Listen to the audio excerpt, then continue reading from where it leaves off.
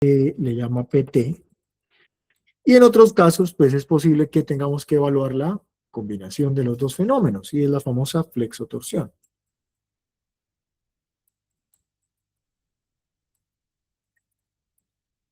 Y acá le llama PT, PFT.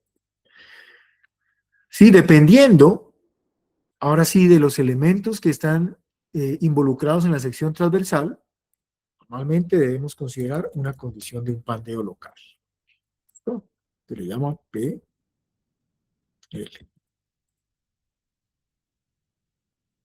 ¿Qué es importante en estas condiciones de la evaluación del pandeo? Pues ustedes deben saber que en el pandeo definitivamente está involucrado una condición de un momento flector o de un momento torsor, ya sea cual sea el efecto que estemos considerando, ¿sí? Pero siempre vamos a tener un doblamiento de la sección. Bueno, remitámonos ahora entonces a recordar un poquito lo que vimos por compresión y nos remitíamos a esto de acá. Necesariamente debemos considerar si la sección transversal involucra o no involucra elementos esbeltos, y eso lo hacíamos a partir de la evaluación de la relación de esbeltez, y donde la norma nos define qué parámetro medimos, y nosotros comparamos contra un límite ya preestablecido en función de la forma del perfil que estemos considerando. ¿De acuerdo? Entonces vamos a tener perfiles prefabricados, perfiles armados, y distintas configuraciones. Secciones en T, veíamos la sección anterior que en una sección T no voy a tener elementos atiesados, pero sí se hace una diferencia entre lo que le pasa al alma y lo que le pasa a las aletas. ¿Cuál es la razón? Si ustedes recuerdan un poco cuando trabajamos con el canal, el famoso punto de corte lo encontrábamos por fuera de la sección, ¿sí? Generando una diferencia entre la posición del punto de corte. Yo lo amplío un poquito para poder marcar esto aquí. Oh, ok. Entonces decíamos que el punto de corte, no,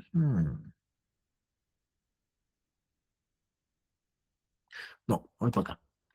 El punto de corte, nosotros normalmente si lo encontramos por fuera de la sección, entonces simplemente lo que vamos a tener es probablemente afectaciones locales. ¿Ya? Ok. ¿Qué pasó? Entonces, si tenemos una sección en canal, puede ser un canal armado, y lo que veíamos es que el punto de corte normalmente lo vamos a encontrar por fuera, ¿sí? Y entre el punto de corte y el centroide, que recuerden es donde va a estar actuando la fuerza que estamos considerando, ¿sí? Se va a generar un par.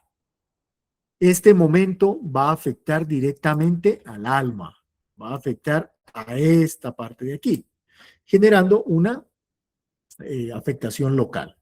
Una afectación va a doblarla probablemente por torsión y debemos entonces considerarla. ¿Qué ocurre con la T? Con la T, entonces lo que teníamos era evidentemente una sección que no es doblemente simétrica, sino con simetría simple, pero con una ventaja, que el punto de corte para una sección en T lo vamos a encontrar aquí. Ay, qué bonito. Bueno, punto de corte, hubiera sido bacano haberlo dibujado así. Y mientras que el punto del centro de gravedad está por acá. ¿Listo? Al tener esta condición, observen que está dentro del elemento, por lo tanto, el par que se genera no me va a molestar de una manera representativa alguno de los elementos tal como lo hace el canal. Entonces ya no es tan sencillo decir, ok, es que este par... Ahora, si yo soy bien curioso, pues yo voy a tener una fuerza de corte que va a estar actuando aquí en el punto de corte y voy a tener la fuerza que va a estar actuando en el punto de en el centroide de gravedad. ¿Mm? Estas dos me generan un par, evidentemente. Aquí voy a tener un momento, eso no lo puedo negar. Pero este momento va a estar afectando básicamente el alma. Y el alma resiste. ¿Ya? El alma va a tener una capacidad resistente interesante a ese momento.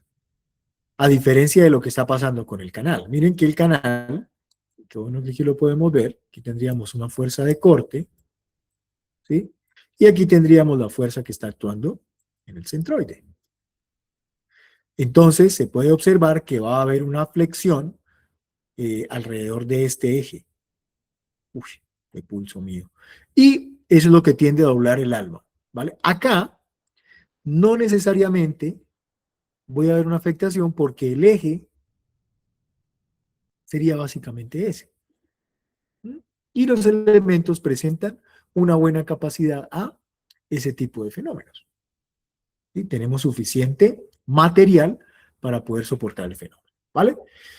Recomendaciones. Bueno, una vez clasifiquen su elemento, lo consideran si tiene elementos esbeltos o no esbeltos, pues simplemente lo que ustedes van a hacer es a proceder con la parte del diseño propiamente dicha. Quiero quitar esto, eso. ¿Sí? Entonces, ustedes se remiten, vale, ¿qué pasó aquí? Ahora sí. Ustedes ya se remiten al respectivo apartado de la norma, donde les indica eh, cómo deben abordar el fenómeno que estén evaluando, ¿vale? Entonces, si tienen doble simetría, si no tienen doble simetría o simetría sencilla, pues aquí deben ustedes considerar los distintos apartados de la norma para poder evaluar tanto el pandeo por flexión, el pandeo por torsión, esto es para elementos, para miembros sin elementos esbeltos.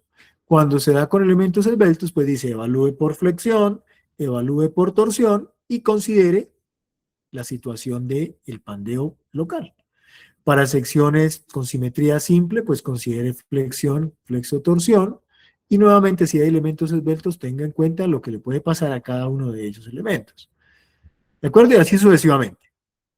En este momento, mi anhelo es que ustedes ya tengan la suficiente información para que puedan hacer la evaluación y determinar la capacidad tanto a tensión como a compresión de distintos elementos dispuestos con eh, estructuras metálicas, ¿vale?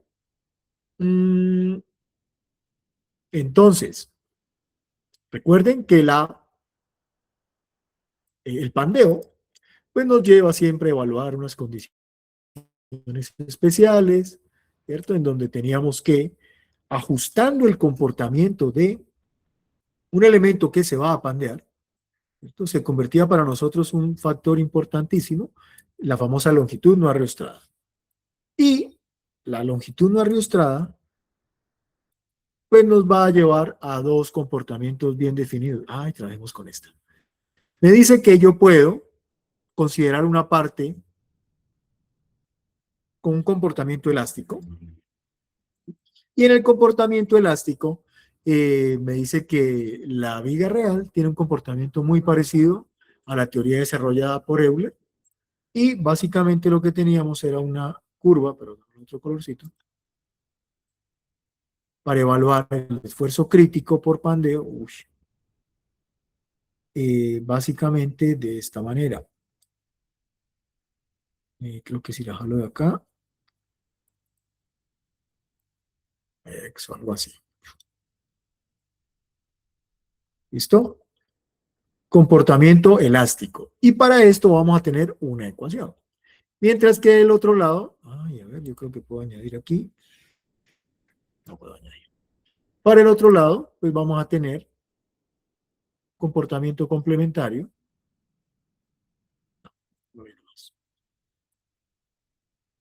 Y este comportamiento me va a ir indicando eh, el límite del esfuerzo crítico. Recuerden que para el examen, un evento que a ustedes tanto les preocupa y en este momento les quita el sueño, también vamos a incluir teoría, ¿no? Entonces esa parte la deben tener ustedes Claro, porque para mí es válido, lógicamente, que ustedes puedan calcular la capacidad de cualquier tipo de perfil, pero necesito que esto que le estoy dibujando aquí, logren, logre quedarse en ustedes, para que de alguna manera lo aprovechen de la forma más adecuada. Entonces, si esta parte en el comportamiento elástico se ajusta a la teoría desarrollada por Euler, pues decíamos que aquí necesitaríamos una evaluación del esfuerzo de Euler, pero lo vamos a reducir, ¿no? Entonces vamos a trabajarlo con un 8,77. Mientras que si estamos en la zona de comportamiento inelástico, pues vamos a tener otra expresión. ¿Otra expresión para qué? Pues para evaluar el esfuerzo crítico, donde aquí pues hay unas consideraciones especiales, tenemos que tomar un 0,658 y tenemos que elevarlo. A ver, no creo que me salga tan bonito, pero vamos. Tenemos que elevar esto a la FY entre FE, esfuerzo de Euler, y todo esto lo vamos a multiplicar por FY. ¿Listo? ¿Dónde encontramos eso? Pues recuerden, todo eso es lo que nos está diciendo las distintas relaciones analíticas desarrolladas a partir de estudios empíricos para poder, y ajustadas con la teoría de Euler, ¿no? Teoría de Euler y teoría de una viga deformada o una viga real, con deformaciones, perdón, para poder ajustar y medir los esfuerzos críticos. Entonces, ¿cuál es nuestro trabajo? Determinar el esfuerzo crítico y a partir del área de la sección llena podemos determinar la fuerza axial que le podemos aplicar para que se pandee. ¿Qué me representa esta fuerza axial? Eso es muy importante, chicos. Es la menor fuerza que puede soportar el perfil antes de pandear, ¿vale? Entonces, como el trabajo es determinar en cuál dirección se va a presentar esa condición, pues yo debo evaluar un poquito, acá arriba si quieren, yo debo evaluar en función de la esbeltez en las direcciones que estoy considerando,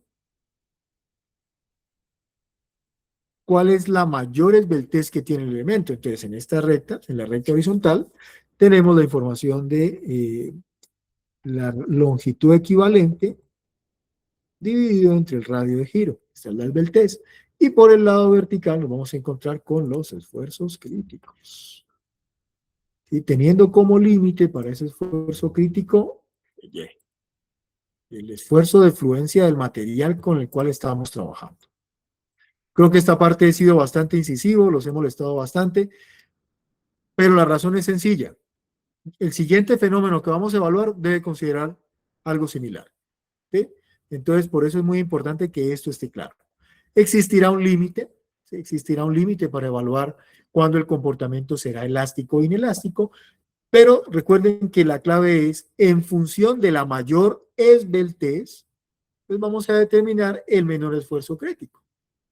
Si en una dirección, lo que tanto les he dicho, mi estructura tiene una esbeltez específica, en otro color, en una dirección, ya voy a dibujarles las secciones para que esto quede más claro, entonces yo me voy a encontrar con un esfuerzo crítico. Bueno, aquí la gráfica está fea, no sé si la puedo modificar un poco. Es algo así. Sí, el esfuerzo que voy a obtener está muy cercano a FY, el esfuerzo de fluencia de la sección, y eso es adecuado. ¿Sí? Normalmente uno espera que yo le pueda sacar el mayor provecho a la sección. ¿Qué es sacarle el mayor provecho? Sacarle el mayor provecho es poder obtener los mayores esfuerzos. ¿Sí? Y como los mayores esfuerzos en este caso van a estar ligados a FY, pues eso sería lo ideal, ¿no? Que el comportamiento esté en la franja inelástica y esté muy cercano a FY. Pero para que eso se dé, debe haber una relación de esbeltez específica. Aquí, boom, boom. Esta va a ser, si quieren, llamémosla esbeltez 1. Chun, chun, 1. Pero en la otra dirección, normalmente se va a presentar, y muy seguramente se va a presentar otra relación de esbeltez. ¿Sí? Entonces, simplemente indicamos, interceptamos y obtenemos la relación para poder evaluar el esfuerzo crítico. ¿Ya? Vamos a ver cómo es que asignamos estos ejes de rotación, porque aquí recuerden que la esbeltez está asociada a un momento, ¿no? Y el momento, pues, corresponde a una resistencia, el momento tiene que responder, ¿sí? A partir de unos ejes de flexión. Por lo tanto, si yo tengo, hagámoslo con la sección más fácil, si yo tengo una sección rectangular, ¿sí? Es más fácil porque la puedo ver muy sencillo. Entonces yo puedo decir que si existe un eje vertical centroidal y un eje horizontal centroidal, en cada una de las direcciones que estoy considerando voy a tener una condición de esbeltez específica, ¿cierto? A mayor radio de giro, la esbeltez va a ser menor. Por lo tanto, si yo quisiera asignarles unos ejes, ¿cierto? Para este caso, yo diría que para la esbeltez 1, muy seguramente estoy evaluando con este eje horizontal, pongámoslo verdecito. ¿Bien? Y para la 2 estaría considerando con el eje vertical. 1, este sería 2. ¿Qué quiere decir eso? Que para poder evaluar la esbeltez 1, ¿cierto? Alrededor del eje 1, pues yo debo considerar la inercia que se está presentando con respecto al eje perpendicular a 1. ¿Eso te refería, Juan Pablo, con lo que me decías ahora de la orientación?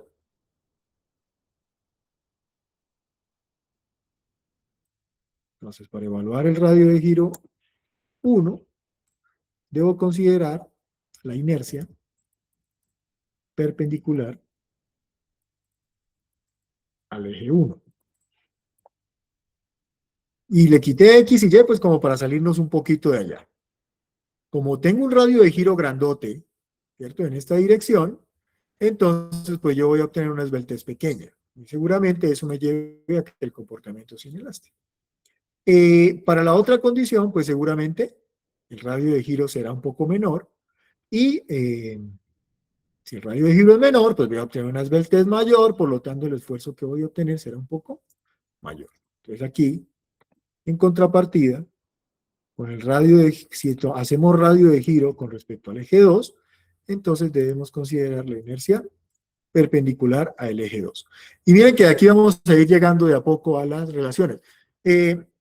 Hay cosas que yo tengo que aclarar ahorita para el examen, chicos, y pues de una vez se las voy mencionando, sin embargo, esto se lo escribo, no se preocupen. Yo necesito que ustedes, estas relaciones que hemos ido trabajando, pues de alguna manera las vayan interiorizando. Yo sé que es difícil, por eso yo les voy a dejar sacar la norma, y ahí está el quid del asunto. Solamente para el examen pueden sacar la norma. ¿Listo? ¿Por qué? Porque no quiero que me saquen un librito que estoy viendo por ahí en las fotocopiadoras donde están todas las diapositivas. Eso no lo quiero. Entonces, no Profe, está permitido sacar las diapositivas. ese Solamente pueden librito llevar de la la norma. norma, profe. ¿Perdón? El librito de las normas es todo lo que usamos el Excelente, semestre pasado. excelente, Es, excelente. es ese capítulo. Perfecto, pero nada de diapositivas, ¿eh? No quiero ver ahí Profe, y los ejercicio. apuntes del cuaderno. Los apuntes del cuaderno es distinto. Mire, ojo, una cosa es fotocopia, otra cosa son apuntes del cuaderno. ¿Listo? ¿Por qué no quiero que saquen fotocopias de apuntes? Porque yo estoy seguro de que muchos van a empezar a préstame tus apuntes. Préstame tus apuntes. Y esa no es la esencia del curso. ¿Vale? Pueden sacar las fotocopias de los apuntes, no hay problema. Pero no quiero las fotocopias de las diapositivas. Eso no quiero. Ah, que usted lo desarrolló, hágale. Ah, lo trabajó, excelente. Sí, pero no quiero un ejercicio que se hizo el semestre pasado, hace un año, hace 2 años. Eso no lo quiero, ¿vale? Entonces, saquen su ejercicio, totalmente válido. Apuntes de clases, no fotocopias de los apuntes de clase. Y fotocopia de la norma. Es así, llévenla, por favor. Bueno, entonces, ¿a dónde iba? Pues que si yo quiero medir el radio de giro, pues recuerden que debo considerar radio de giro, será evaluado a partir de la raíz cuadrada. Por aquí hay una raíz cuadrada. ¿Qué me hizo? Por aquí. Y necesito dos parámetros. Necesito evaluar la inercia, está, y el área de la sección transversal. Entonces, como ya sabemos con cuál radio de giro vamos a trabajar, es ahí donde vamos a considerar la inercia perpendicular a ese eje. ¿Listo? En cuanto a la longitud, K por L. La longitud, recuerden que es la longitud efectiva. Esa es la longitud, para que lo entiendan mejor, la longitud efectiva, K por L, ¿qué les está representando? Es la longitud en donde el perfil va a tener una curvatura simple. Uy, este me sirve. Entonces, si yo tengo un perfil en estas condiciones, ¿cierto? Yo puedo decir que este perfil, ¿en dónde va a tener curvatura simple? Eso depende del tipo de apoyos, depende de las condiciones del perfil.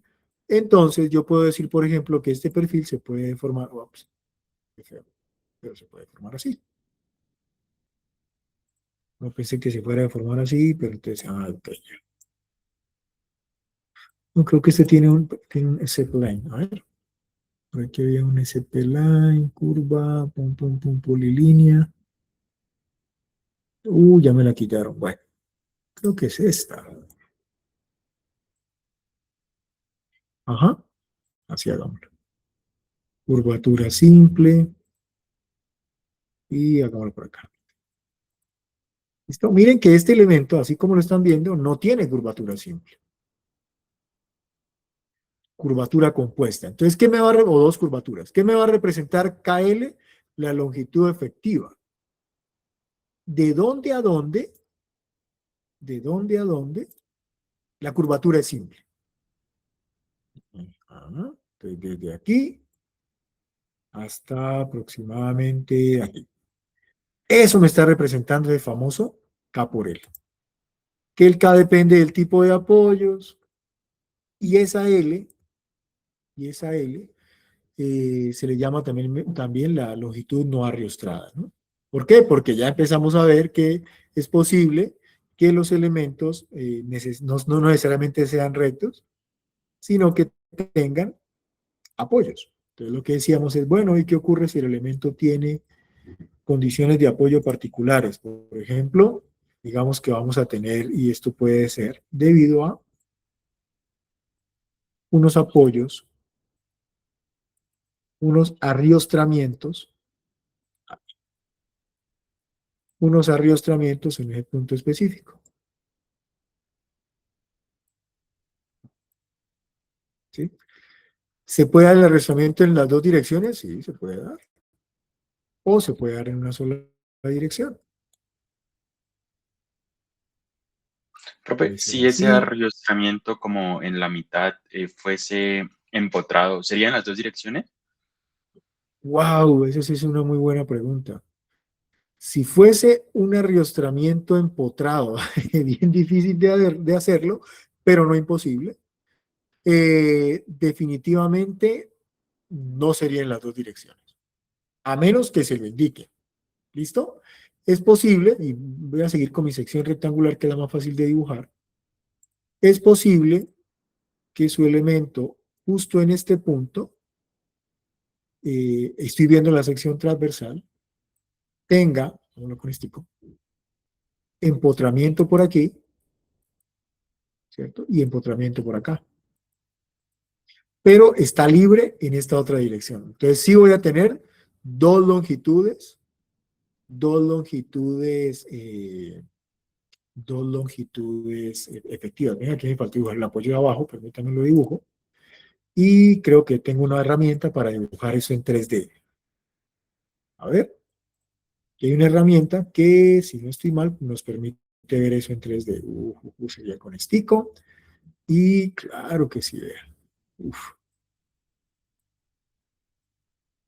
¿Cómo hago para verlo en 3D? A ver, bajémoslo aquí, tum, tum, tum, tum. Pero yo estoy viendo que estoy por el lado largo, entonces voy a alargarlo un poquito. Chum, chum, chum, chum, chum, chum, chum. ¿Listo? Entonces lo que me está diciendo es que seguramente por esta cara, por aquí, por esta cara de aquí, existe algún elemento que me puede generar un empotramiento y en esta otra me puede generar un empotramiento. ¿Ahí lo ven mejor? Manito arriba si lo ven mejor. Que no veo los chulitos.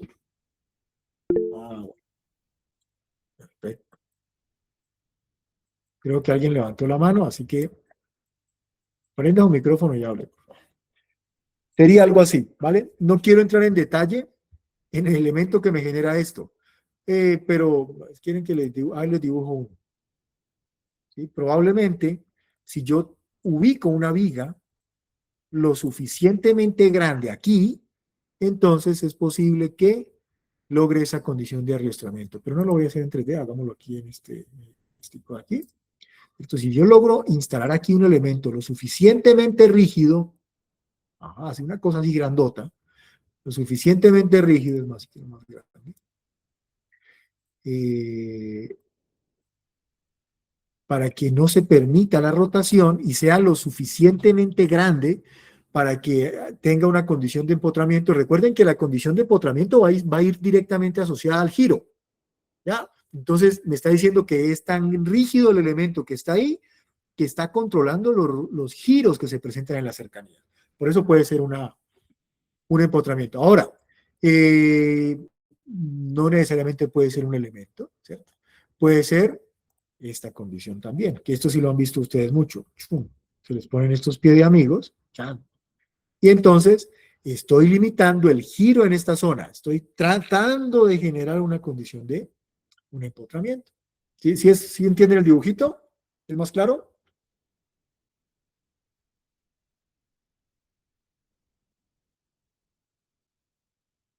¿O no? A ver, voy por acá. ¿Quién dijo yo? ¿Sí entienden el dibujo que estamos viendo o es muy confuso? Profe, pues digamos, ahí el arrastramiento que está poniendo es empotrado entonces. Si es lo suficientemente rígido, sí. Ok. Y Difícil. tendríamos entonces dos Es difícil. longitudes en ese caso, ¿cierto? O sea, ¿Cómo? tendríamos dos K diferentes si asumimos que la del centro es empotrada. Así es. Así es.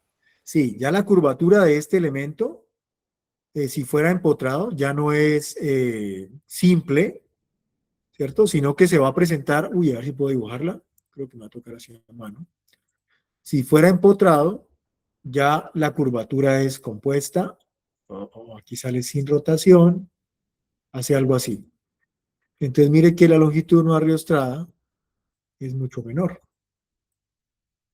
A el caso en donde tenemos los dos extremos articulados.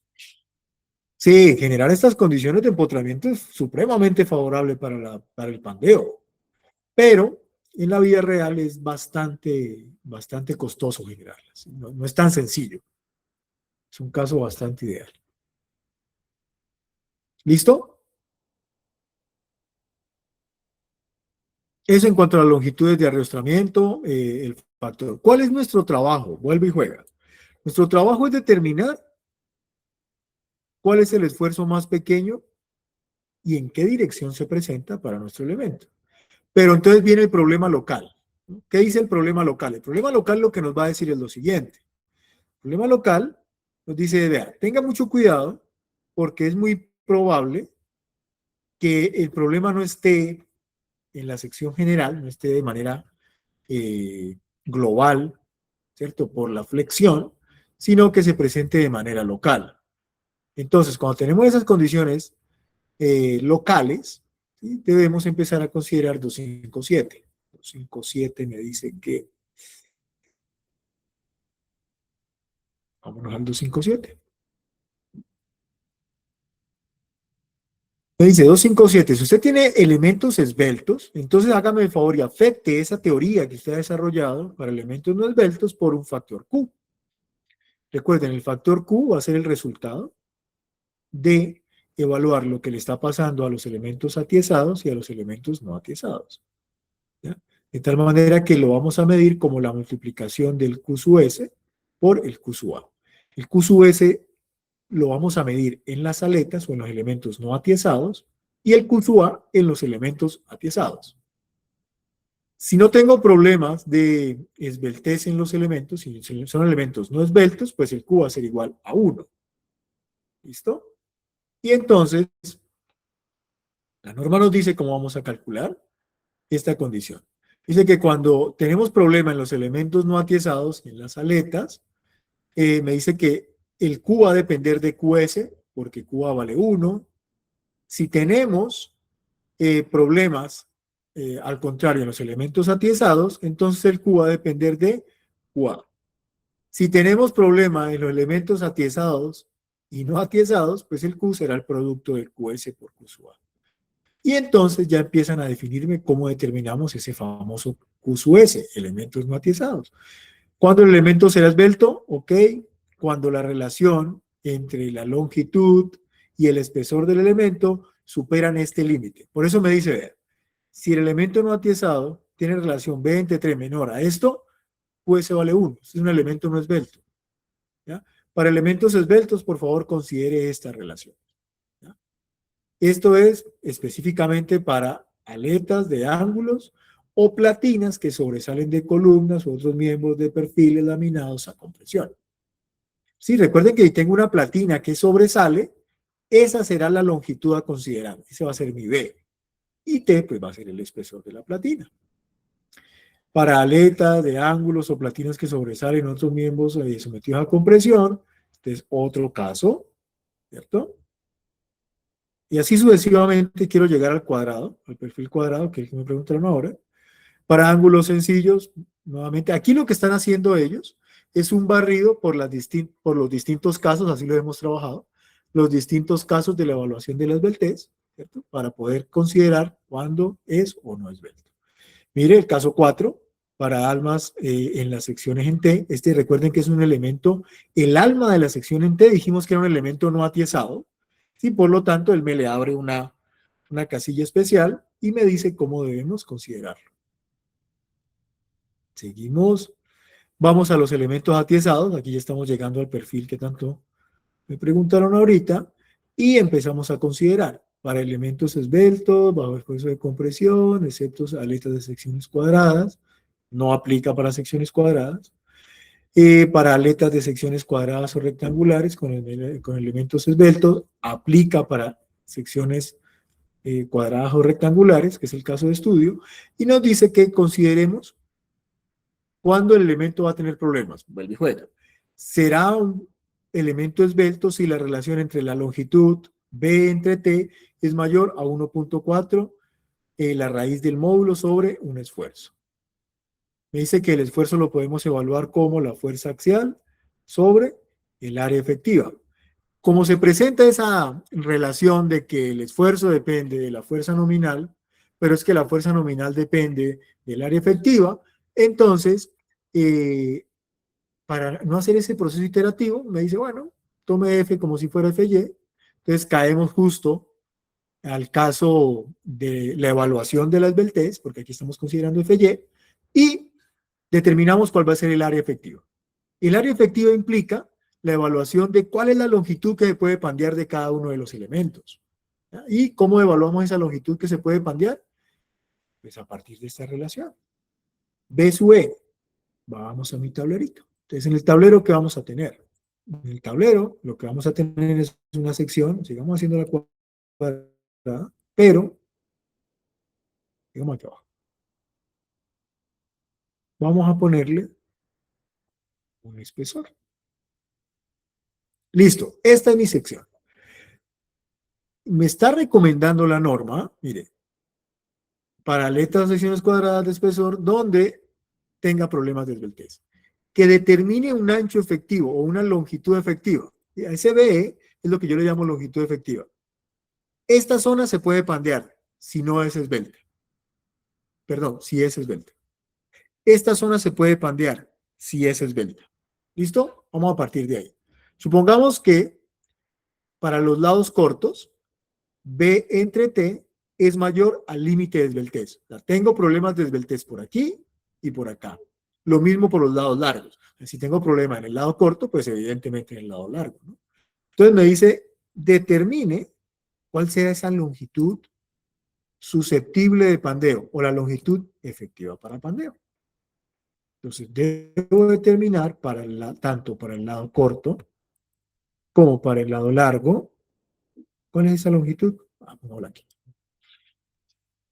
Y para el lado largo, me dice que va a ser acá. ¿Por qué la longitud de pandeo? A ver, alguien que me diga que me ayude con esto, por favor. Vamos a hacer el planteamiento.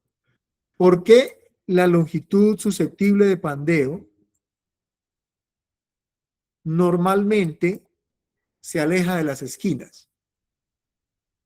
¿Sí entienden la pregunta? ¿Por qué la longitud susceptible de pandeo? Esto, esto y esto normalmente va a estar lejos de las esquinas. ¿Por Profe, qué? porque está tiesado y al estar tiesado como que la deformación es mínima. Vale, sí, tiene que ver eso, pero mira que el atiezado es todo, ¿no?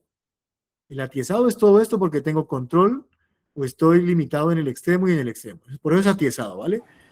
¿Por qué esta zona es tan difícil de pandear?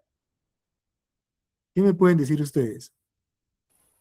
Profe, yo creería que es porque, pues, no sé, la unión o es que no sabría cómo explicarlo bien. Pero lo veo es como por la forma. Es como más difícil de formarlo ahí. Bueno, y técnicamente, ¿cuál es la razón? Técnicamente, ¿qué creen? Entonces, piensen en el Profe, pandeo. Díganme. sería como si fuera un arriostramiento ahí en esa parte, como en ese pedacito. Me gusta el concepto de arriostramiento, pero es un poquito complejo, pero me gusta, me gusta. Miren, técnicamente, recuerden que el pandeo está asociado a la flexión, ¿sí o qué? Este tramo que está aquí se pandea mucho más fácil, este que rayé, que este de acá. Pueden pensarlo en el arriostramiento, ¿sí? Pero, ¿qué tal si mejor lo piensan con la inercia? ¿Sí? La inercia de este tramito, como el ancho va a ser la distancia perpendicular al eje de flexión, ¿sí? Miren que aquí la inercia que está respondiendo la tenemos que medir con respecto al eje. Les voy a marcar el eje de inercia. Vámonos con un rojo. Este rojo chillón. El eje, para que se presente la flexión en ese tramo, es este. Entonces observen que la dimensión perpendicular es pequeñita. Miren que en este elemento que tiene, me gustó eso del arrastramiento porque sí, me está diciendo que hay algo que lo está deteniendo para que se doble, pero más que eso es la inercia. ¿Sí? La inercia de este elemento es supremamente distinta a la inercia de este elemento de acá. ¿Sí? Aquí ya hay un componente mucho más interesante, va a tener una inercia diferente. No les voy a decir que sea mayor o menor, pero es distinta. ¿Va? Por eso es muy difícil que se nos vayan a flejar, que se nos vayan a doblar las esquinas. Claro, a menos de que la fuerza sea tan grande que la afectación llegue a cubrir esta zona. Es probable, ¿no? Es probable que se dé eso. Pero normalmente el esfuerzo más pequeñito lo vamos a encontrar para que se empiecen a doblar, para que se empiecen a pandear estas zonas rectas. Listo, entonces, usted mide B sub E. Vamos a indicarlo aquí que es BE. BE es este. Yo quiero ver una cosa aquí porque se pasó esto. Eso. Esto es B sub E. Longitud susceptible de pandeo. Y si quieren, vamos a ponerle nombre. Digamos que este va a ser un B sub E 1 y va a estar asociado a esta dimensión. Digamos que esa dimensión para nosotros va a ser B1. Mientras que por el otro lado tengo B sub E, W1, B sub E2 asociado a una dimensión B2. B2. Así. No, pero así no. Así. Ahora sí me dice la norma. Vamos a la norma nuevamente, que va a ser nuestro referente. Esa longitud susceptible de pandeo evaluada a partir de esta relación siempre tiene que ser menor a la longitud base. Vamos acá. B sub E1 siempre tendrá que ser menor a la longitud base, B1. B sub E2 tiene que ser siempre menor a B2. Puede ser igual, ¿sí? Si es tan grande la fuerza, puede ser igual, pero normalmente les va a resultar menor. Entonces ahí viene la pregunta que me hacía. ¿Cómo fue que ustedes les dio? ¿Cómo, profe? ¿Cómo fue que les dio esa longitud efectiva? O Nos dio mayor que ese B. sea, B1 les dio, B sub E1 les dio mayor que B1. Ajá. Y No. B2 sí nos dio, B sub 2 nos dio menor que B2. Ok. Deben tener cuidado al momento de evaluar la expresión, ¿cierto? Mire que él aquí me está involucrando B sub T, Ujú. B sobre T, perdón. Este B es el B de referencia. Ajá, que era Entonces, si 8. estuviéramos calculando para este lado de acá, debería ser B1 sobre T. Ujú. Y para el otro sería B2 sobre T. Ajá. ¿Ya? Por eso me llama la atención que les esté resultando mayor. Sí, no, o sea, sí lo hicimos así. Mm, yo no, no, pero ahí no tiene que ver el L tampoco. Nos daban, digamos, 8.2 más o menos. O sea, no era mucho, pero aún así sí era mayor, no era No, igual. no, pero no puede ser mayor. En caso de que le dé mayor, usted lo tomará igual. Y entonces ¿Sí? sí tendríamos que usar, profe, ese para el área efectiva. Claro, evidentemente. Sí o sí, la relación para ese lado, sigo llamándolo como lo tenemos acá denominado. Si B1 entre T es mayor a 1.40 raíz de E entre F y. Ujú. Si esto se cumple para este lado, debemos considerar la efectiva. Y si no se cumple, quiere decir que este no es No es belt. belto. Ajá. Entonces no Pero, lo tomamos para susceptibilidad al pandeo.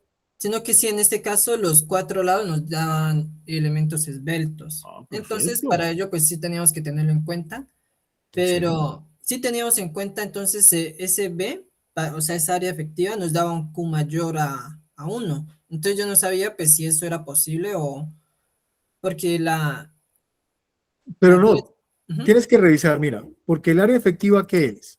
El área efectiva es B1, recuerda, longitudes susceptibles de pandeo. E1 más E2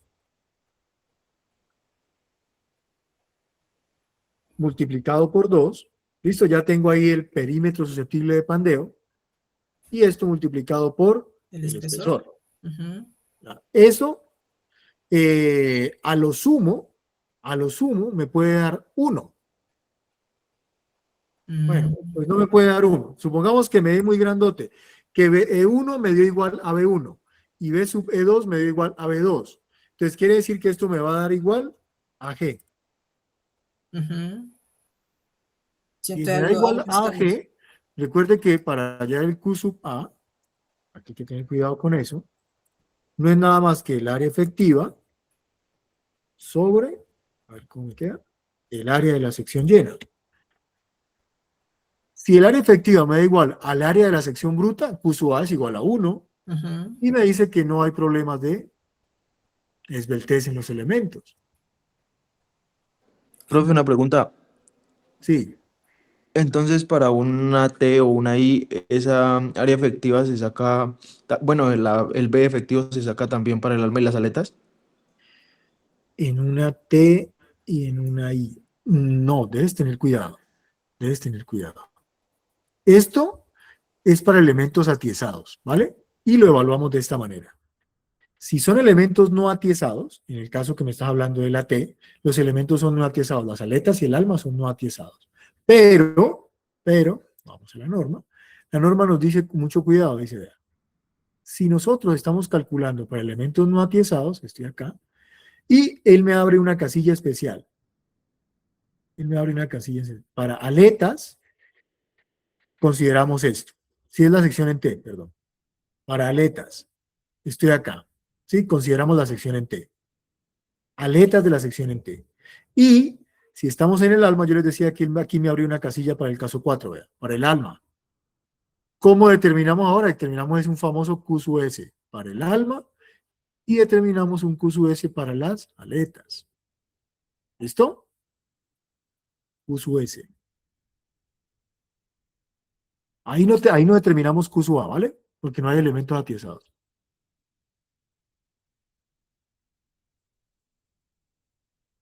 ¿Sí es claro? No, no la sé. Sí, sí, profe. Gracias. ¿Qué otra pregunta tienen?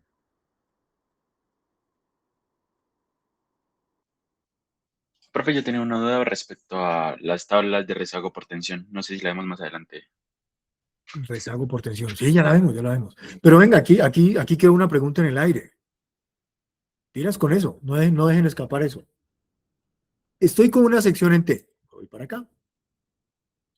Creo que la teníamos por aquí, ¿no? Esta es mi sección en T. Tengo problemas de esbeltez en las aletas. Aletas esbeltas. Tengo problemas de esbeltez en el alma. Alma esbelta. El factor Q, entonces me dice que va a ser constituido por Q sub S, ¿sí o qué? ¿Cuál? ¿Cuál Q sub S tomo? ¿El de las aletas o el del alma? ¿No podría ser un promedio entre los dos, profe?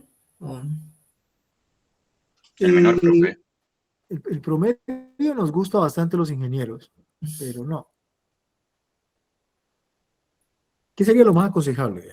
Q, recuerden que lo vamos a obtener de un Q sub S multiplicado por Q sub A.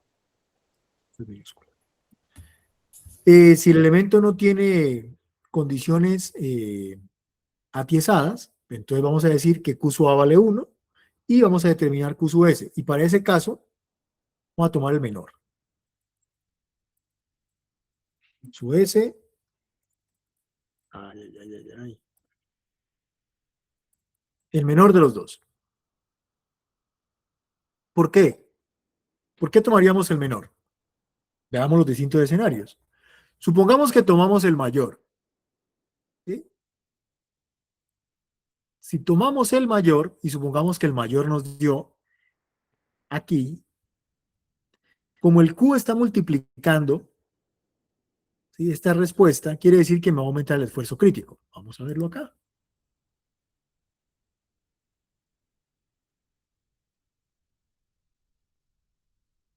Vea, el Q está afectando el esfuerzo crítico de manera directa.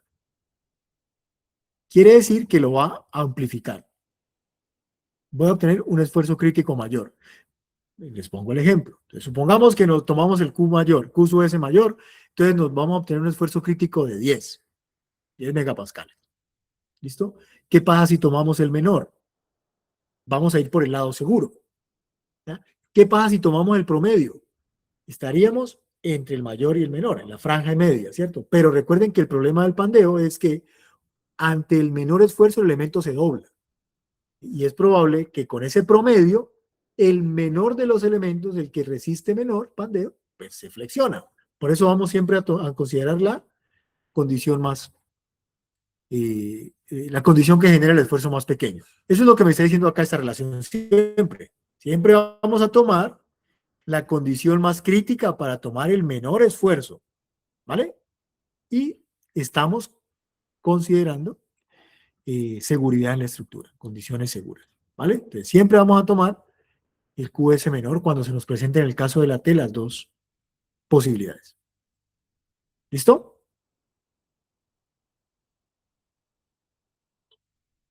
La otra pregunta que me hicieron ahorita fue de factor No, de profe, rezago, profe, ¿cierto? respecto a eso, igualmente otra pregunta. Profe, si A ver, tenemos elementos esbeltos, ¿no? Y vamos a evaluar la condición de pandeo por torsión y por flexotorsión. Por ejemplo, en esa T, ¿cierto? En esa T, para flexotorsión tenemos que evaluar un F crítico. Y con elementos esbeltos también tendríamos que evaluar un F crítico. Ahí tomaríamos el menor de los dos para la menor resistencia, ¿cierto? así es. Muy bien. Pero en dado caso hay otras condiciones. Por torsión se puede evaluar un F elástico, no, FE, Euler. así F de Euler.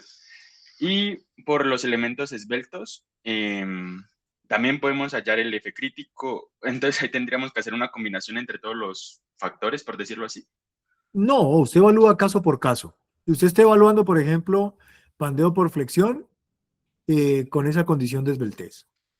Usted está evaluando con el Q, está evaluando flexotorsión con esa condición de esbeltez. Y está evaluando pandeo local con esa condición de esbeltez.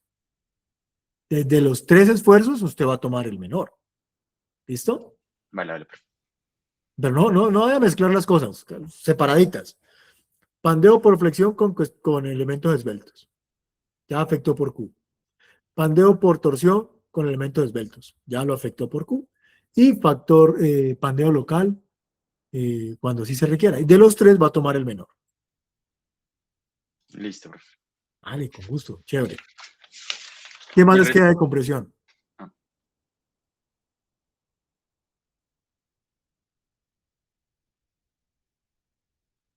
Sí, es simplemente cuestión de ubicar. ¿Qué esbeltez estoy considerando? O, miren que la norma también me da la posibilidad de que consideremos este límite, ¿no?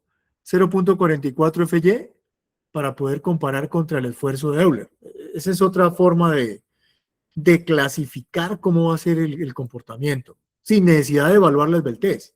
Sí, yo puedo evaluar la relación de esbeltez o puedo evaluar el esfuerzo de Euler contra el esfuerzo de fluencia del material. ¿Listo?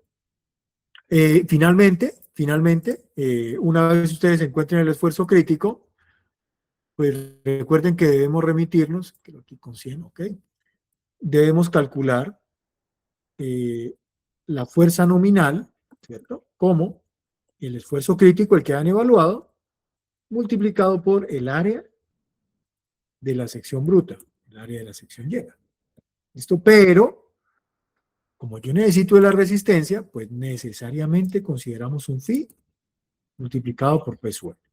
Donde, nuevamente, como estoy considerando que el esfuerzo máximo que va a tomar ese elemento es FY, pues este factor va a ser de 0.90.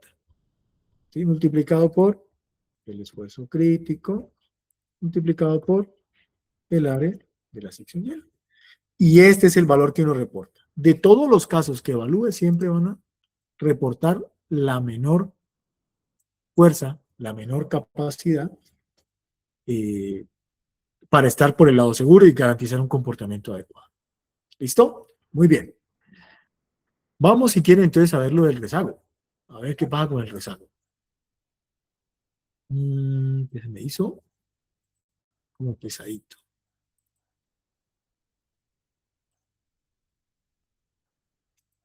Bueno. Rezago por cortante. Aquí está. Sí, profe, ahí tenía dudas respecto en el caso 2, 3 y 4, que es de soldadura, ¿cierto? Y te dicen, Ah, ok, ya lo veo. vale, Bien. Espere que reaccione, que ya este empezó. Ah, ok, listo. Caso 3 y caso 4. Muy bien. ¿Qué dice? Léalo, por dice favor.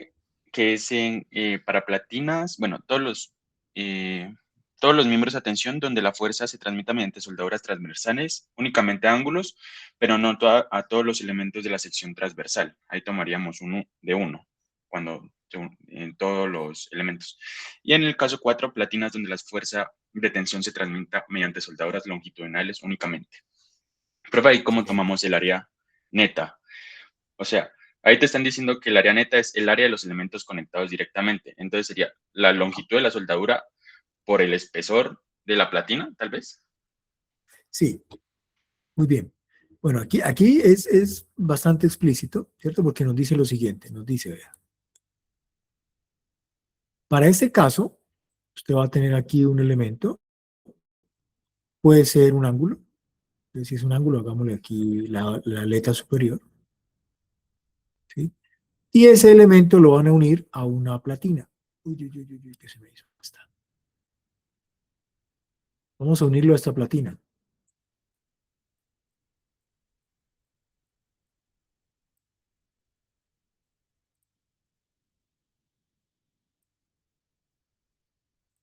Listo.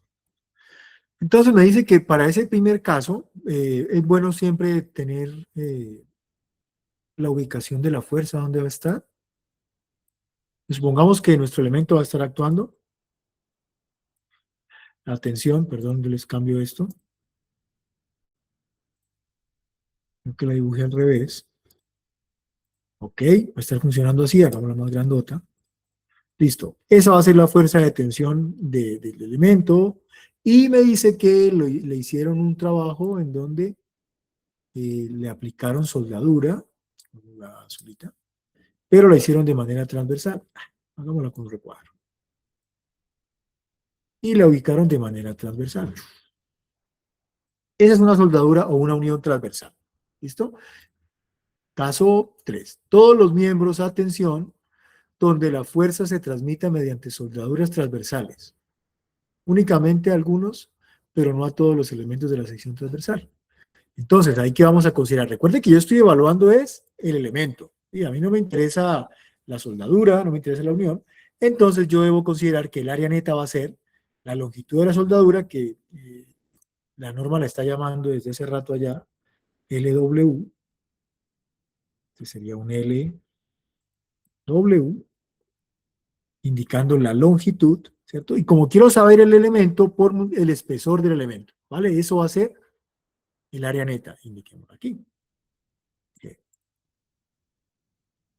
El área neta va a ser LW multiplicado por el espesor del elemento. Y ya.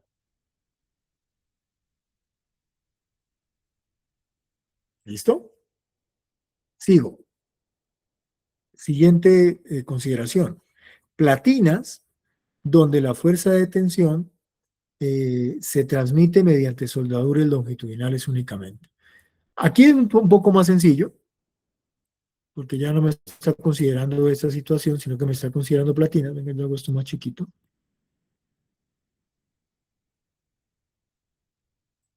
Eso. Ahora solamente tengo platinas. Y no se olviden, estamos evaluando el elemento. No me interesa la soldadura, no me interesa nada más. Estas ya son platinas. Pero ahora la soldadura ya no es a través de esto, sino que va a ser a través de longitudes, soldaduras longitudinales. Si son longitudinales, uy, yo no creo que quite la fuerza. Bueno. Si son longitudinales, estarán en la misma dirección de la fuerza.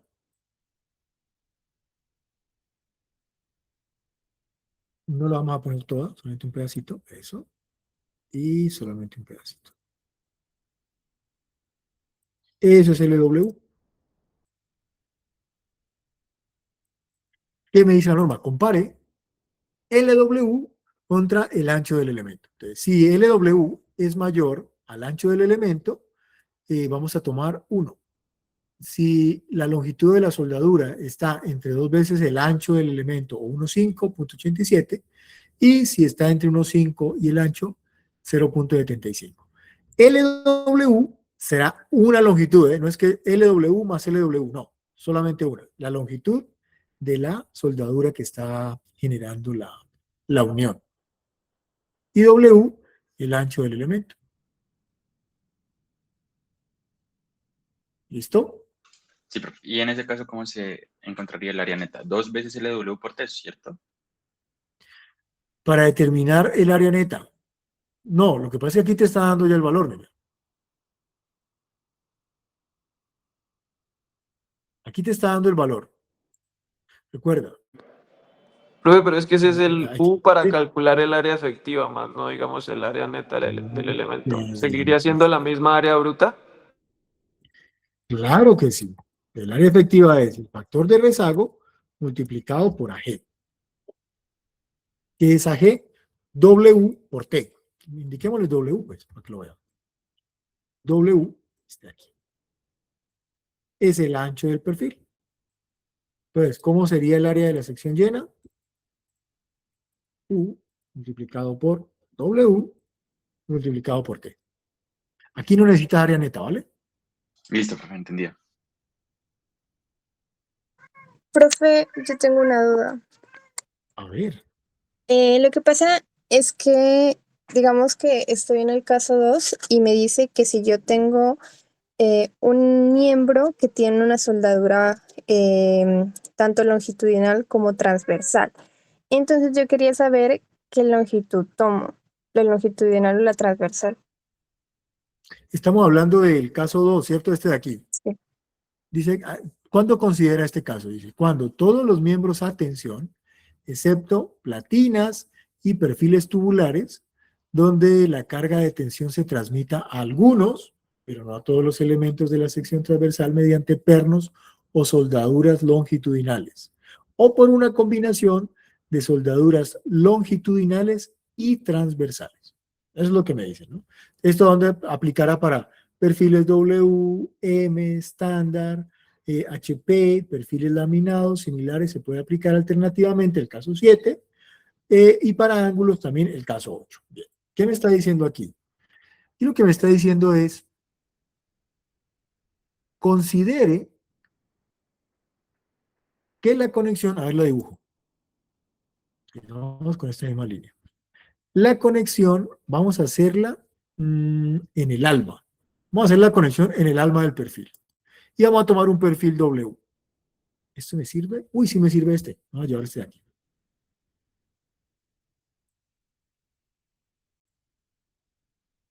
Caso 2. Y me dice que tengo un perfil grandote por acá. ¿Sí? Sí, sirve. Vamos a ponerle las aleticas. Aquí tengo una aleta.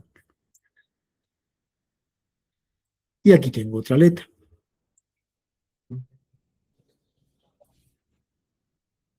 Excelente.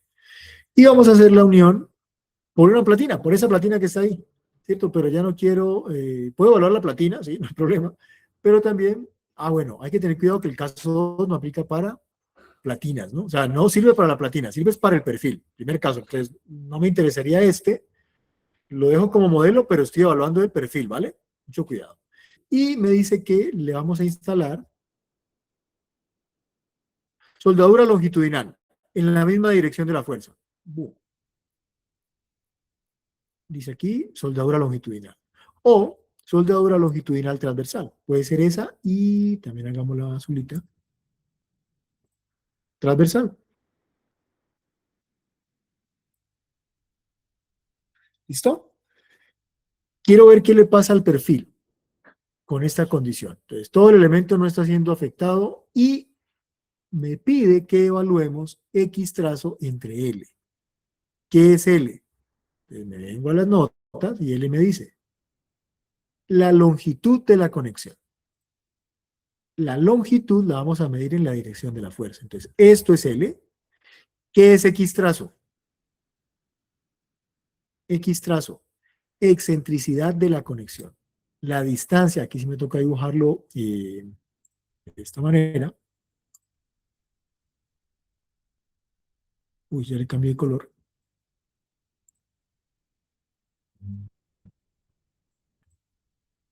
Me toca dibujarlo de esta manera. Y, a ver. Activémosle este. Oh, listo. Ponle el alma. Está rebelde.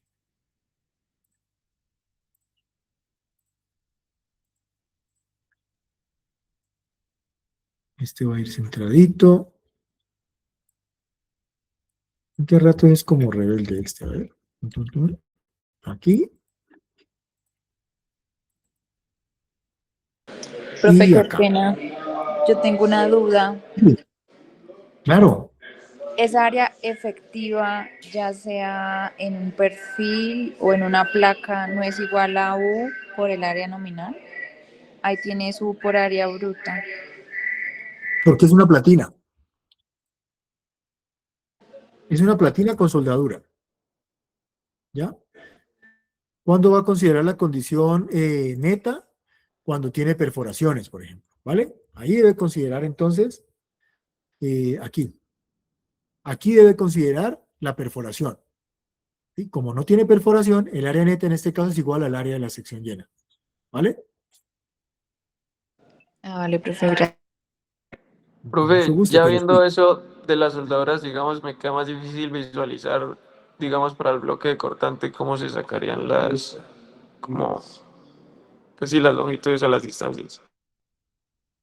Listo, ya vamos a definir X y ya hablamos del bloque de cortante. Entonces, X, ¿qué es? La excentricidad. La excentricidad la medimos desde el centro del perfil.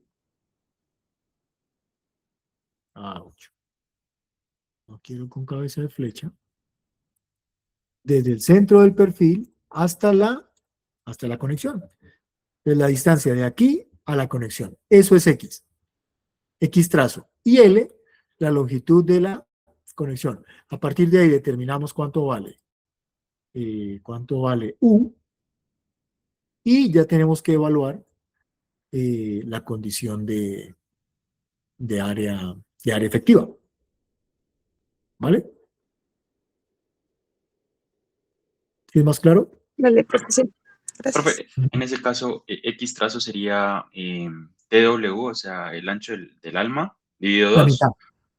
pero no se le sumaría como, es que viendo un poquito el dibujo en Zoom es como hasta el finalizar la platina, o sea, como hasta la... No, esa es la conexión. Hasta aquí. Vale, perfecto, listo. Hasta el plano de la conexión. Hasta el plano de la conexión, ¿vale? Sería TW medios. Eso sería. La otra pregunta que me hicieron ahorita del bloque de corte, ¿no? Bloque de corte. Listo. Vámonos con bloque de corte. Hagámosle con este perfil. Quiero medir el bloque de corte de ese perfil. Y vámonos a la definición. Entonces, ¿qué me mide el bloque de corte? Miren, el bloque de corte lo que trata de indicarme es cuál sería la sección del perfil que se puede desgarrar, involucrando fuerzas de cortante y fuerzas de tensión. Básicamente eso es lo que me está indicando. Estoy evaluando el perfil, entonces yo, si estoy evaluando el perfil, ya voy a quitar la platina. Les quito la platina, me la llevo de aquí, y esas son las posibilidades para el bloque de cortante del perfil. Se puede desgarrar. A ver cómo lo trazo con esta. Hagámoslo con verdecito. Esta franja de acá arriba se puede desgarrar esta franja de acá abajo y se puede desgarrar esta franja de aquí. En el perfil, pregunto, ¿qué tan probable ven ustedes que se desgarre la franja de arriba y la franja de abajo?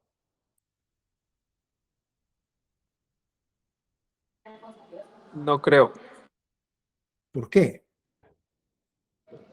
Pues no está conectado, o sea, solo está unida el alma de esa sección, ¿no? Ok, ya, bien, bien, bien. Pero mire que sí están conectados. ¿Sí? O sea, por de ahí el famoso U. Recuerde que el factor de rezago, sino que aquí ya es muy difícil dibujarlo, el factor de rezago por cortante lo que me dice es, a pesar de que el elemento de las aletas de este perfil no estén unidas, les llega algo, ¿sí? Y ellas van a hacer un aporte a la resistencia. ¿Sí? No están trabajando plenamente porque no están unidas, pero algo le aportan, ¿vale? Entonces, ese algo le aportan, lo podemos considerar en el tema del bloque de cortante de la misma manera, ¿ya? Es probable que esta franja de aquí, yo que lo voy a marcar con otro color, marquémosla con un morado feo, este. Es probable que esta franjita de aquí y esta franja de acá se rompan, se desgarren, ¿sí? Pero las aletas van a funcionar como un elemento que las detiene, o sea, les aporta, ¿listo? Las aletas van a aportar a la resistencia de estas franjas moradas. Luego es un poco más difícil arrancarlas que la del centro. Entonces ya tengo la del centro, que es la más susceptible de fallar por bloque de corte. Entonces, si este se rompe, ¿qué me dice el bloque de corte? Ah, ok, evalúe fuerzas cortantes y evalúe, cambiamos el color, fuerza de tensión, en rojo, fuerza de tensión. Eso es lo que está haciendo que se desgarre esa franja. ¿Qué me pide el método? ¿Qué me pide el bloque de cortante? Ustedes que están conectados el miércoles, a ver, ¿qué me pide? ¿Qué necesito para evaluar el bloque de cortante? No la fórmula. ¿Qué insumos necesito para evaluarlos?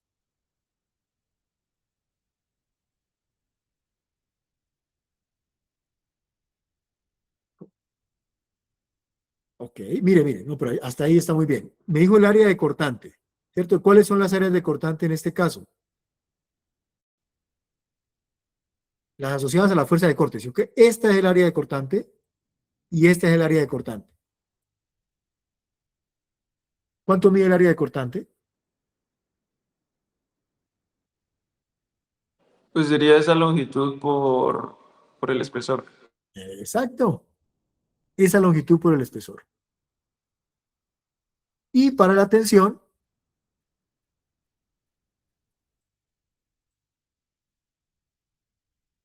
esta de acá. Profe, pero ¿toda la longitud verde o la longitud que tiene la soldadura? La longitud de la soldadura. Excelente, muy bien. Por eso, nunca se hacen soldaduras así.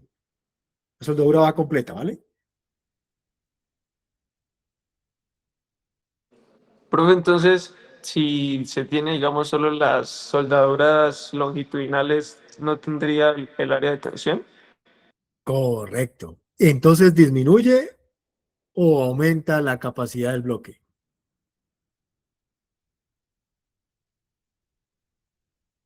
Ese factor de tensión sería cero. R sub n, que es el de bloque de cortante, sería más chiquitico, ¿cierto? Entonces disminuye la condición de bloque de cortante. O va a fallar el bloque de cortante por una fuerza más pequeña, en otras palabras. ¿Listo? Eso es. ¿Sí queda más claro?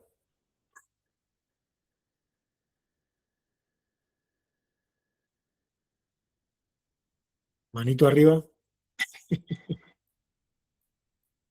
Los veo como asustados. Profe, una pregunta. A ver, dígame. Entonces, por ejemplo, en este caso de este ejercicio, se evalúa primero perfil y luego placa, ¿cierto? Si yo quisiera, sí. Ahí tengo varias preguntas. Ahí hay varias opciones. Yo puedo evaluar la capacidad del perfil. Y yo puedo determinar cuál es la fuerza máxima que le puedo aplicar al perfil a tensión para que soporte una carga. Puedo evaluar la platina. ¿Listo? Determino la fuerza máxima que soporta la platina. Y de la información de los dos, yo puedo saber en conjunto cuánto soportan. ¿Sí? Esa puede ser otra pregunta. Mira, son tres preguntas en una. El perfil, la placa y en conjunto, ¿cuánto soportaría?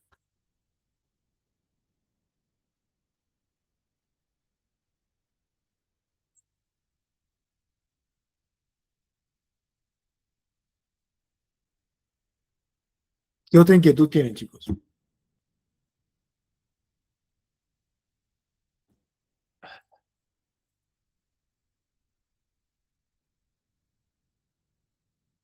A ver esta.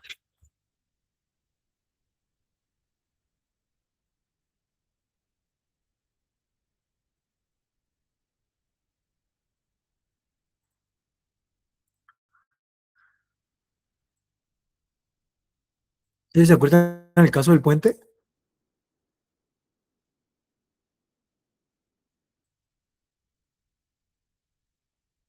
El caso del puente era más o menos algo así. Y algo así. El puente del Triunfo, Moniquirá, Boyacá.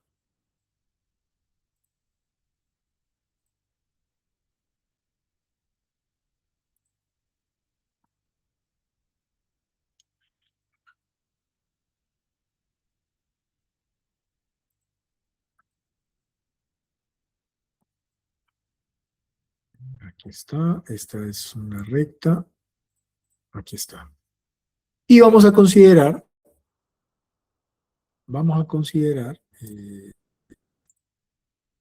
final.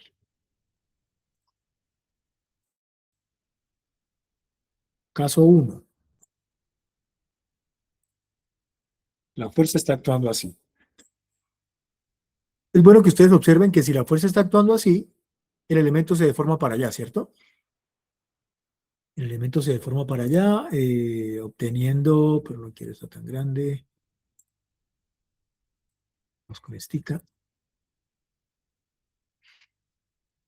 Ah, obteniendo desplazamientos hacia acá. Entonces quiere decir que este punto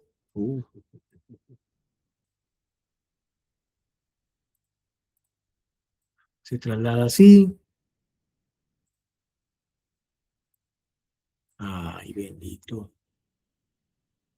Este punto se traslada así.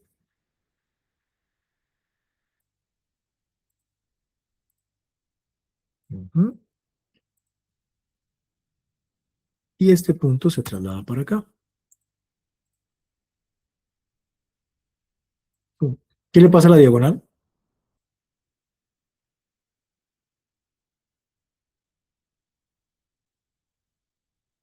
¿Qué le pasa a la diagonal, chicos? Se alargó. Eso. ¿Y si se largó, qué efecto está funcionando?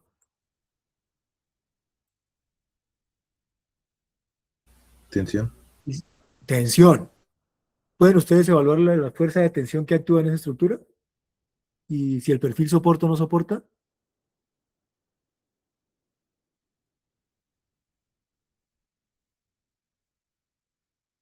Conocida la carga. Mi anhelo es que puedan hacerlo. ¿Listo? ¿Y qué pasa si ocurre lo contrario?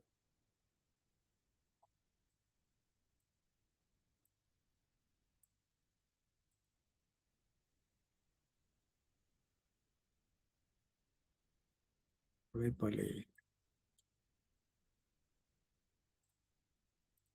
Ese es mi anhelo, que ustedes puedan evaluar este caso y que puedan evaluar este caso. Es lo que hemos estado viendo, ¿sí? En función de la forma de los elementos que tiene el miembro o el perfil que utilizan para este tipo de componentes. ¿Vale? Y ya ustedes están en capacidad de poder hacer ese tipo de verificaciones. Para ese y para todos los elementos, ¿no? Si yo conozco, si yo conozco cuáles van a ser las fuerzas internas, pues yo puedo determinar cuál será el desempeño que tiene un perfil dispuesto en ese elemento. ¿Vale? No se olviden, por favor, de esas cositas. ¿Qué otra pregunta tienen?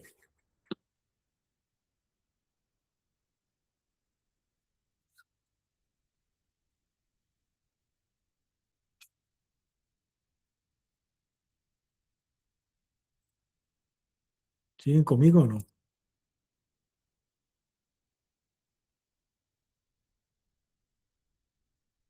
Bueno, una pregunta de mi parte. ¿Cuántos de ustedes viajaron?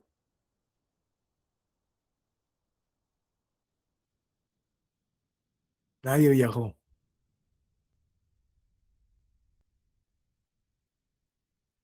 Bueno, excelente. Qué bueno que la sesión pues les haya servido para que pudiéramos aclarar algunas dudas, avanzar un poco en torno al tema del examen que va a ser el miércoles. Y recuerden, nuevamente, pueden sacar los apuntes, pueden sacarlos. No quiero fotocopias de apuntes en el examen y tampoco quiero... Profe, Señor, para aquellos que tenemos las notas digitales, no pueden sacar tabletas, pueden transcribirlos, no pueden llevar fotocopias de apuntes, ¿vale? ok, Y sí pueden llevar fotocopia de la norma. Eso es totalmente válido. Entonces, para los que tienen los apuntes digitales, fácil, sencillo. Llevan fotocopia de la norma y lo que vimos hoy, ¿sí? Es lo que ustedes van a estar aplicando.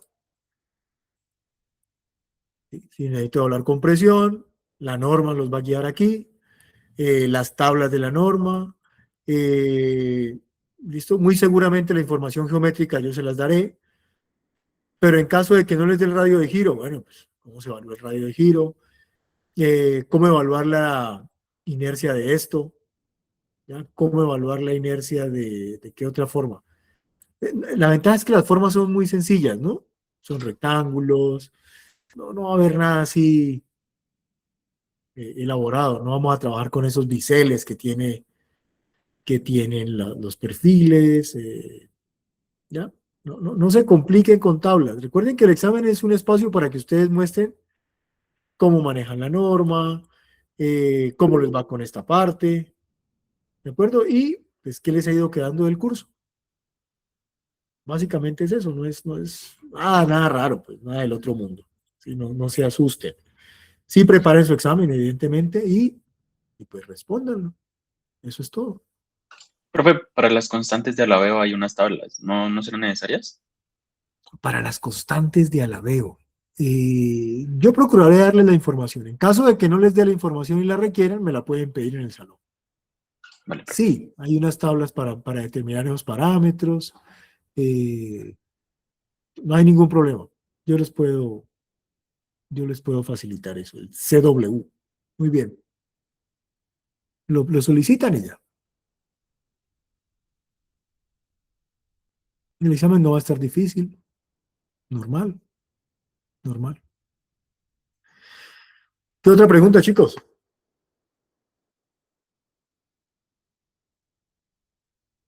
Yo creo que ustedes no están viendo lo que yo estoy viendo, así que... Profe, en ¿Sí? el primer ejercicio que hicimos en clase ayer, el que era una C, Ajá. nosotros al final cuando estábamos hallando flexotorsión, Sí. pues nos íbamos guiando con la norma, la F254, que era de simetría simple respecto al eje X. Bueno, hallamos la fuerza E y cuando fuimos a hallar la fuerza CR, volvimos a la fórmula normal del 0.658. Quería preguntarte porque pues ahí no estaba especificado nuevamente, porque había otra fórmula, pero ya era para pues otros casos, no recuerdo y no tengo aquí la norma en ese momento. Pero entonces mi pregunta era, ¿volvemos y evaluamos FCR normal como pues con la fórmula que ya conocíamos en inelástico? O sea, ahí me Bueno, a ver, quedó venga. como la duda. Ya, perfecto. A ver, venga si le entendí. Hicimos un canal, ¿cierto? Uno de estos. Y Sí, estábamos evaluando pandeo local sí, 257. Listo. Entonces uno se remite al 257 y mire que el 257 lo lleva. Él lo va llevando de la mano. Entonces, ¿qué le dice el 257? Bueno, hijo de- si tiene problemas con elementos esbeltos, entonces usted va a determinar la fuerza como el esfuerzo límite, el esfuerzo más pequeño por el área. ¿Y cómo mide el esfuerzo? Pues lo mide de esta manera, pero ahora mire que hay un factor Q. Entonces lo que hacemos es que consideramos el Q. ¿Dónde hay problemas? ¿En las aletas o en el alma? Entonces, en función de eso, usted va a determinar eh, el factor Q. ¿Ya? Si se hizo la evaluación por flexión, pues mire que la relación es la misma, ¿no? Solamente que ahora está considerando ese factor de reducción si el comportamiento es inelástico. Si el comportamiento es elástico, pues nos va a llevar a la misma relación que ya debimos haber trabajado para la flexión. ¿A eso es lo que se refería o había otra cosa? no, profe, en este caso no lo hallamos respecto al factor Q, sino, o sea, el índice F254, que hay varios, Torsión. ¿no? El punto B tiene uno, dos, tres puntos. El segundo es de simetría simple. Estamos hablando de torsión. Esto es, no, profe, esto es determina la fuerza de compresión máxima. Sí, correcto. Pero mire que la evaluación para el 54, F254, la Ajá. estamos haciendo es para determinar el pandeo por torsión Ah, o flexotorsión. ¿Listo? sí, profe. Pandeo por Si no flexotorsión. tiene problemas, si no tiene problemas de esbeltez, usted lo calcula normal, ¿vale? Sin el factor Q. No hay esbeltez, no hay problema de esbeltez. Pero ese es para evaluar el pandeo por flexión. ¿Listo? Ahora vamos a entrar a evaluar el pandeo por torsión. ¿Qué me dice el pandeo por torsión? Bueno, usted tiene que evaluar ahora un esfuerzo crítico en función de la forma de la sección. Con ese esfuerzo crítico usted va a determinar otra fuerza axial nominal. Entonces, dependiendo de la forma, dice que este es para miembros de compresión, secciones en T, dice que este es para los demás casos, cuando tienes simetría doble, por ejemplo, esto es para un perfil W, para simetría simple, entonces usted puede tomar esta relación. Exacto, esa fue la que hicimos. Ah, Ajá. excelente, muy bien. Entonces, Y a partir ya, de esta relación, usted determina el esfuerzo crítico. por eso, y esa es mi pregunta, la fórmula del esfuerzo crítico menciona, entonces sería la misma que se ha trabajado, 0.658 elevado a la FY sobre FR. Bueno, profe, sino que ahí en donde ya dice o la una o la otra, o sea, digamos, se puede tomar cualquiera de las dos, pero no sé, digamos, cuál de las dos sería. O es la menor. Para allá el esfuerzo crítico, se hallarían ambas y se elige la menor. Así es. Así es. Se evalúan las dos y se Ya. toma el menor. Ajá. Profe, ¿hay de pronto un espacio para asesorías en su oficina en alguna de estas fechas antes del parcial? Sí, claro. Yo estoy en la oficina mañana. Hoy en la tarde. Hoy en la tarde también.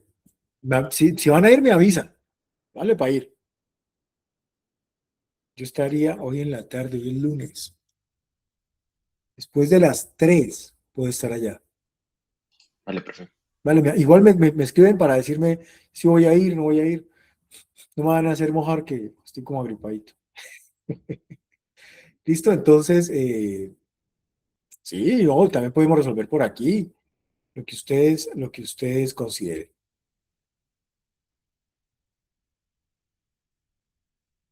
¿Vale?